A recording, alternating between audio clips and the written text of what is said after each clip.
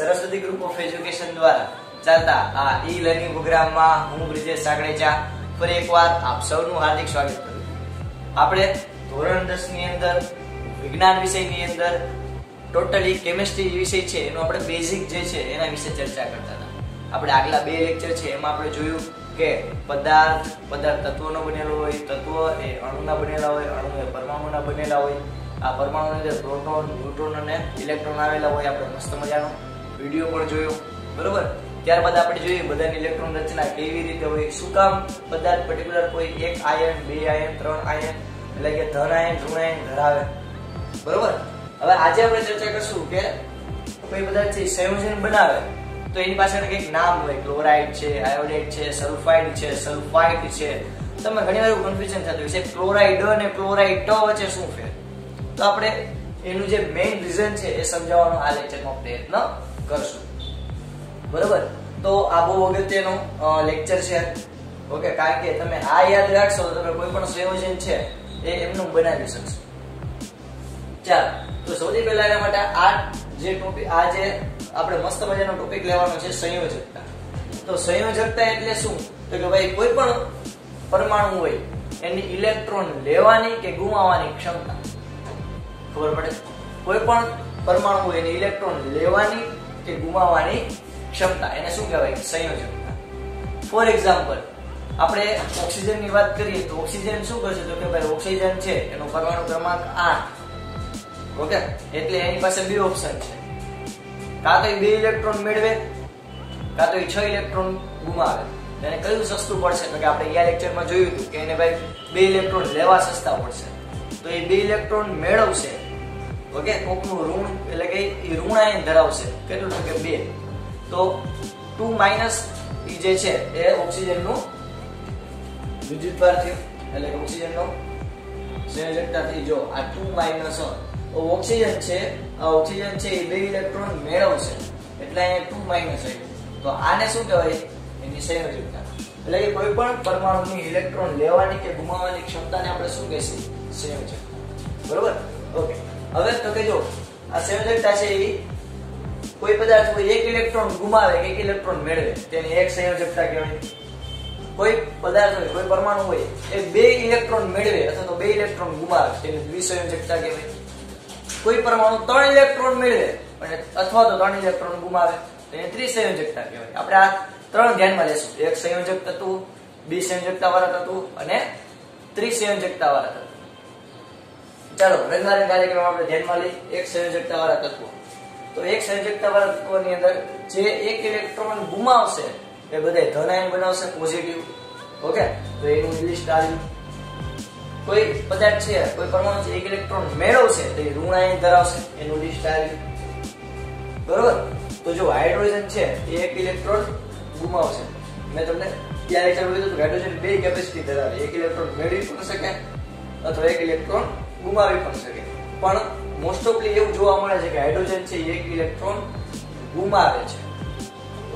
તો hydrogen H+, sodium Na+, યાદ છે આ સોડિયમ ની આપણે ઇલેક્ટ્રોન રચના ભણ્યા હતા કે સોડિયમ એટલે પરમાણુ ક્રમાંક તો કે 11 એટલે કે એની કેન્દ્રમાં 11 પ્રોટોન છે, એની આજુબાજુ અહીંયા પહેલી કક્ષામાં 2 ઇલેક્ટ્રોન, બીજી કક્ષામાં 10 ઇલેક્ટ્રોન, કારણ કે એનો પરમાણુ ક્રમાંક 11 છે તો આપણે 11 ઇલેક્ટ્રોન ગોઠવવા પડે, તો આ 10 થઈ ગયા અને બાહ્ય કક્ષામાં આવશે 1 ઇલેક્ટ્રોન 11, તો આ એક જ ઇલેક્ટ્રોન છે તેની પાસે બે રસ્તા છે, આ સોડિયમ છે એ 7 ઇલેક્ટ્રોન મેળવે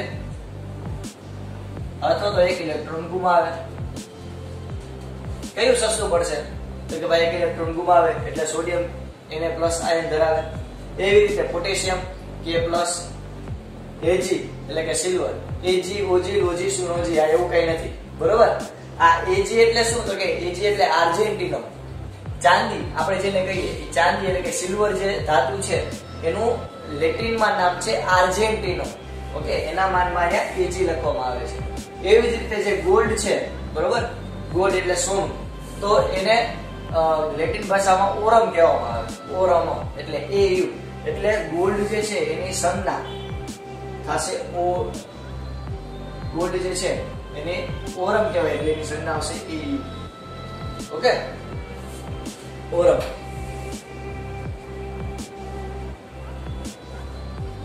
ચાલો ક્લિયર. હવે તો કે જો અહીંયા એક છેલ્લો આયન આપેલો છે. હવે આ બધામાં તમે જો સિંગલ હતા, હાઇડ્રોજન પૈકી એક જ હતો, સોડિયમ એક જ હતો. ક્યારેક તમને આવું જોવા મળે NH4+.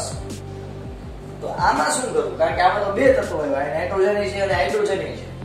તો આ કેવું સંયોજન છે આપણે એ સમજવાનો પ્રયત્ન કરીએ.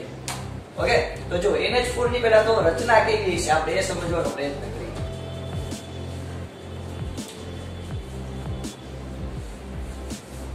તો કે NH4, તો કે પહેલા તો કેન્દ્ર, પહેલા તો જો નાઇટ્રોજન છે આ બાજુ, એટલે કે આ નાઇટ્રોજન છે એનો પરમાણુ ક્રમાંક યાદ કરો 7. Very good. એનો પરમાણુ ક્રમાંક 7, એટલે કે અંદર 7 પ્રોટોન હશે. તો આપણે બાહ્ય કક્ષામાં કેટલા ઇલેક્ટ્રોન રાખવા પડે? તો કે ભાઈ બાહ્ય કક્ષામાં પણ 7 ઇલેક્ટ્રોન રાખવા પડે. એટલે કે 1 2 3 4 5 6 7 થઈ ગયા. તો અહીંયા 3 જગ્યા ખાલી રહી. કઈ તો કે આ 1 2 અને 3, આ 3 જગ્યા ખાલી રહી નાઇટ્રોજન પરમાણુ. હવે તો કે જો આ 3 જગ્યા ખાલી એટલે કે 3 ઇલેક્ટ્રોન જોઈ છે.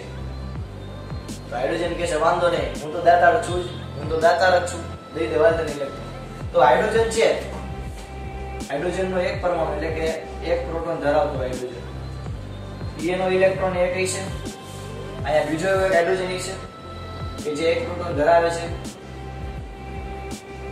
આપણે પ્યોર બોર્ડ કરીએ, એ પોતાનો એક ઇલેક્ટ્રોન એની પાસે હશે. એવી રીતે અહીંયા કોઈ એક હાઇડ્રોજન હશે કે જે એક પ્રોટોન ધરાવે છે.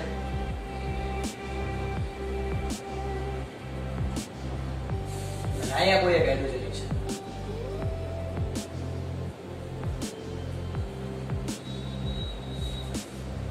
તો નાઇટ્રોજન ને કેટલા ઇલેક્ટ્રોન જોતા હતા? 3.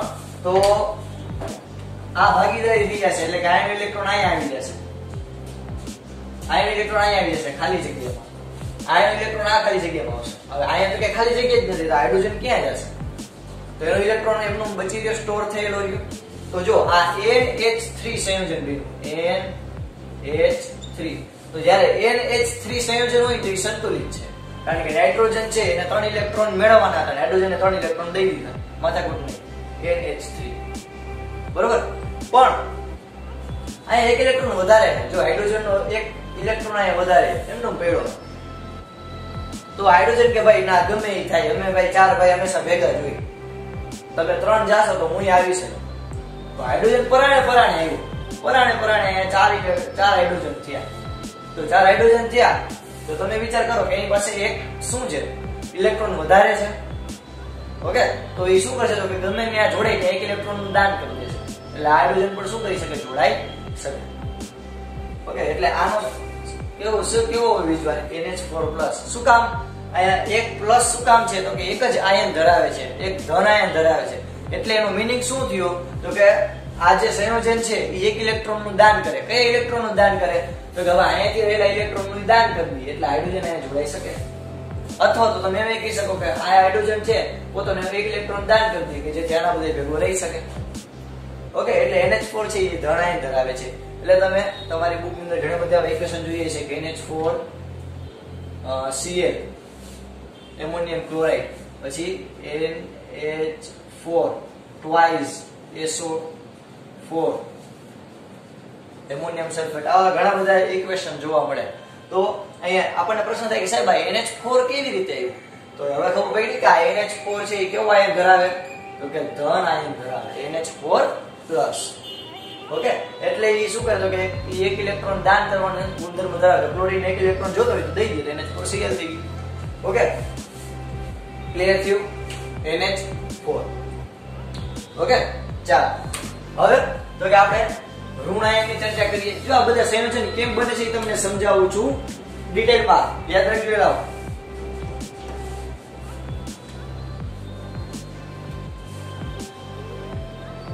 ચાલો જોઈએ આપણે હવે ઋણ આયન કેવી રીતે બહાટી બોલાવે છે. તો કે ભાઈ ઋણ આયનની વાત કરીએ તો આપણી પાસે છે હાઇડ્રોક્સાઇડ આયન.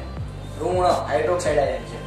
તો હાઇડ્રોક્સાઇડ આયન એટલે જોઈએ એમાં પાછા બે તત્વો, આ ક્લોરીન, બ્રોમીન, આયોડીન અને ફ્લોરીન એ પણ F- હોય. ઓકે, આપણે લખી શકીએ, કઈ ખોટું નથી.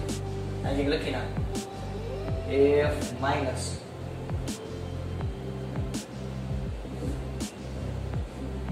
ફ્લોરાઇડ. ઓકે, તો આ ચાર તત્વો છે ક્લોરીન, ફ્લોરીન, બ્રોમિન ને આયોડિન, એને હેલોજન તત્વો કહેવાય. શું કહેવાય? હેલોજન. ઓલી હેલોજન આવે લગનમાં શેડા પાડવા માટે, એ હેલોજન નથી. બરાબર, હેલોજન તત્વો એટલે કે હેલોજન તત્વો તરીકે ઓળખાય, હેલોજન પદાર્થો તરીકે ઓળખાય. કારણ કે ક્લોરીન, બ્રોમિન, આયોડિન અને ફ્લોરીન એની ઇલેક્ટ્રોન મેળવવાની ક્ષમતા કેવી છે? સૌથી વધારે. એ ગમે ત્યાં કહેવાય ને, આ બહુ બધે ચાલાક. તો કોઈ પણ જગ્યાએ એક ઇલેક્ટ્રોન છૂટો રખડતો હોય ને, આ ચારે તરફ લઈ. હવે આ તો યાર આ કામ કેવું તો કે આ પોલીસ વાળા જેવું કામ કરે છે. ગમે ત્યાં કોઈ દેખાવાનું કે ભાઈ મને લાગે કે આ શક થાય કે ભાઈ આ અડવિત્રો છોકરો ફાટ કરતો લઈ. એને જેવું કે એક ઇલેક્ટ્રોન એને જોતો હોય, કારણ કે ક્લોરીન જો એક ઇલેક્ટ્રોન ઘટે એટલે ભૂલી ગયા પછી. ક્લોરીન પરમાણુ ક્રમાંક કેટલો? તો કે 17. તો ક્લોરીન ની અંદર કેટલા પ્રોટોન હશે? કે ક્લોરીન ની અંદર 17 પ્રોટોન હશે. તો એની બાહ્ય કક્ષા પહેલા તો 2 ઇલેક્ટ્રોન, પછી 10, 1, 2, 3, 4, 5, 6, 7 અને 8. ઓકે, હવે એની ઉપરની કક્ષામાં 2, 8, 8. તો આમાં પણ આપણે 7 ઇલેક્ટ્રોન ક્લોરીન હશે, તો 17 થાય ને. એલાવ એક જગ્યા કેવી હોય છે? ખાલી. ક્લોરીન માં એક જગ્યા કેવી હોય છે? ખાલી. બરોબર, તો એની પાસે બે રસ્તા છે. કા ઈ 7 ઇલેક્ટ્રોન ગુમાવે, કા 1 ઇલેક્ટ્રોન મેળવે. ઓબવિયસ વાત છે, 1 ઇલેક્ટ્રોન મેળવશે તો 1 ઇલેક્ટ્રોન મેળવશે. એટલે આ ક્લોરીન હોય, બ્રોમિન હોય, આયોડિન હોય કે ફ્લોરીન હોય, એને હેલોજન તત્વો કહેવાય છે. આપણે જે આ પુસ્તકમાં બહુ ડિટેલમાં ભણશું. પણ યાદ રાખજો કે આ ચાર તત્વો છે, ઇલેક્ટ્રોન એક ઇલેક્ટ્રોન એને ગમે ને ઘુરાવે, 1 ઇલેક્ટ્રોન દેખાય ને તરત લઈ લે. બરોબર, ક્લિયર? તો જો આપણે એક તમને સંયોજન સમજાવી દઉં કે આપણે એમ હોય NaCl, મીઠું, સોડિયમ ક્લોરાઇડ, જે ઘણામાં ન હોય, તો NaCl. તો આમાં જો Cl છે એ માઈનસ હોય અને એને કેવો હોય? પ્લસ. એનો મીનિંગ શું થયો? તો કે ભાઈ અહીંયા ક્લોરીન છે કે જેને 1 ઇલેક્ટ્રોન જોતો છે, અહીંયા સોડિયમ છે, સોડિયમ 11 પ્રોટોન. તેની બાહ્ય કક્ષામાં કેટલા ઇલેક્ટ્રોન છે? તો કે જો પહેલા તો શરૂઆતની કક્ષામાં 2, પછી 8,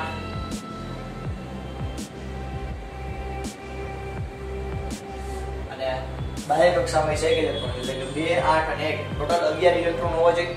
જો 2 ને 8, 10 ને 11. તો આ સોડિયમ નો ઇલેક્ટ્રોન છે, એ સોડિયમ કહો કે ભાઈ એને 1 ઇલેક્ટ્રોન વધારાનો છે, કે ભાઈ કાલ તો દઈ દો, દાનમાં દઈ દો. તો ક્લોરીન કે ભાઈ લાવ મને લાવ. તો આ ઇલેક્ટ્રોન અહીંયા આવતો રહે, એટલે કે આ બે વચ્ચે બંધ બન્યું, થઈ ગયું સોડિયમ ક્લોરાઇડ. લ્યો પતી ગઈ માથા, બીજી કઈ વાત જ નથી. ઓકે, તો આવી રીતે સંયોજન. ક્લિયર છે છોકરાઓ? તો આ ક્લોરીન, બ્રોમિન, આયોડિન અને ફ્લોરીન આટલું આવડી જાય. ચાલો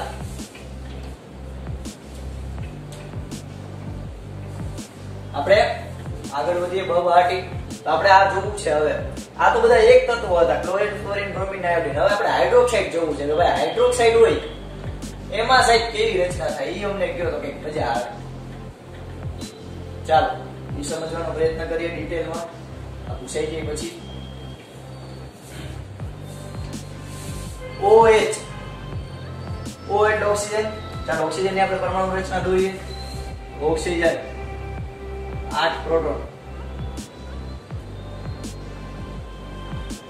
1, 2, હાઇડ્રોજન 2 ઇલેક્ટ્રોન પહેલી કક્ષામાં. બીજી કક્ષામાં કેટલા ઇલેક્ટ્રોન હશે? તો વાંધો નહીં, 6. 1, 2, 3, 4, 5 અને 6. ડાર્ક કરી દઈએ, કારણ કે આપણે રંગોળી પૂછું.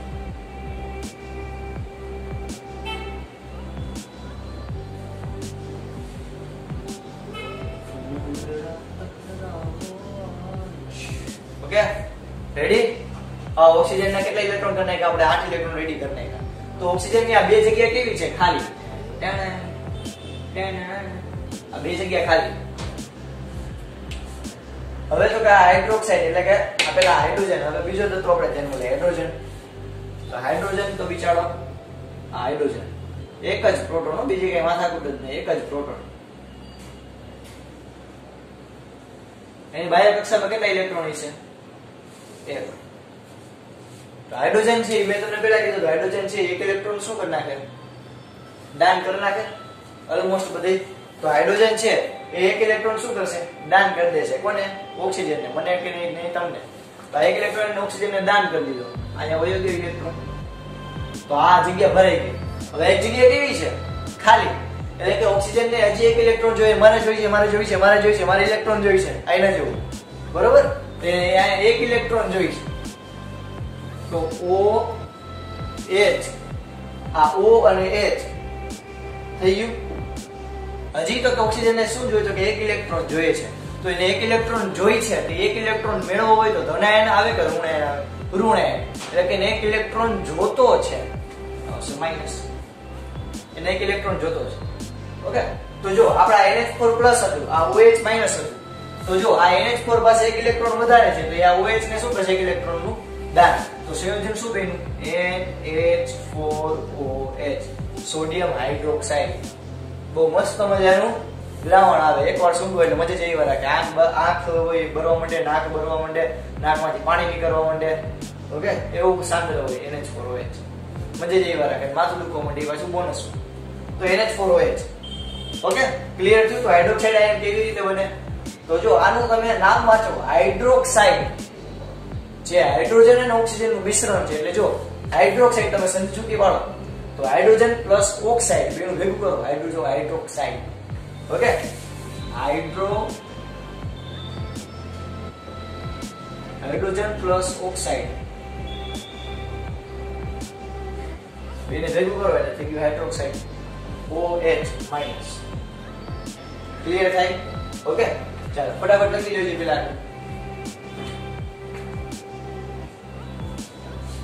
ઓકે, ચાલો ફટાફટ પૂછી.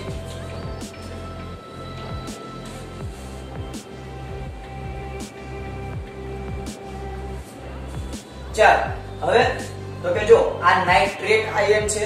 ઓકે, તમને ઘણી વાર ગમતું છે નાઇટ્રાઇટ કોને કહેવાય, નાઇટ્રસ કોને કહેવાય, નાઇટ્રાઇટ કોને કહેવાય.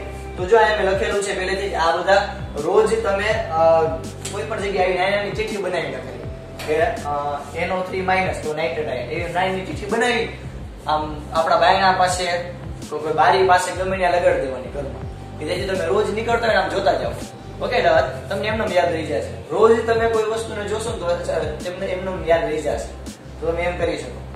ઓકે, તો આ બધા જે અઘરા ચિત્ર લાગતા હોય બધું એમ કરી નાખો, પેલું પડશે. બહુ મસ્ત કેમિસ્ટ્રી, હા બેસી થઈ જાય, માથા પીટું નહીં. તો જો NO3 માઈનસ આ તમારે હોમવર્કમાં બનાવવાનું છે.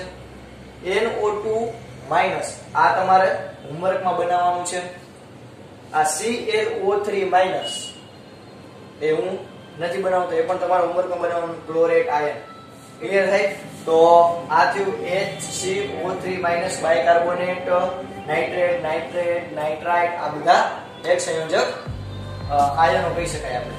તો આ જે આપણો લેક્ચર છે એમાં આપણે એક સંયોજકતા ધરાવતા જે આયનો છે એના વિશે ચર્ચા કરી. એટલે કે આ એક ઇલેક્ટ્રોન ગુમાવે, આ એક ઇલેક્ટ્રોન મેળવે. બરોબર? તો આ બધું મેં કીધું તમારે મસ્ત મજાનું પાકું કરીને રાખવાનું છે. તમે ચિઠ્ઠી બનાવીને તમે ગમે ત્યાં લગાડીને વાંચી શકો. બરોબર? તમે આવતા જતા રોજ જોતા હોય તો તમને એમનો વિચાર છે. આ બધું યાદ રાખી જેથી આપણને કેમિસ્ટ્રીમાં વાંધો આવે નહીં.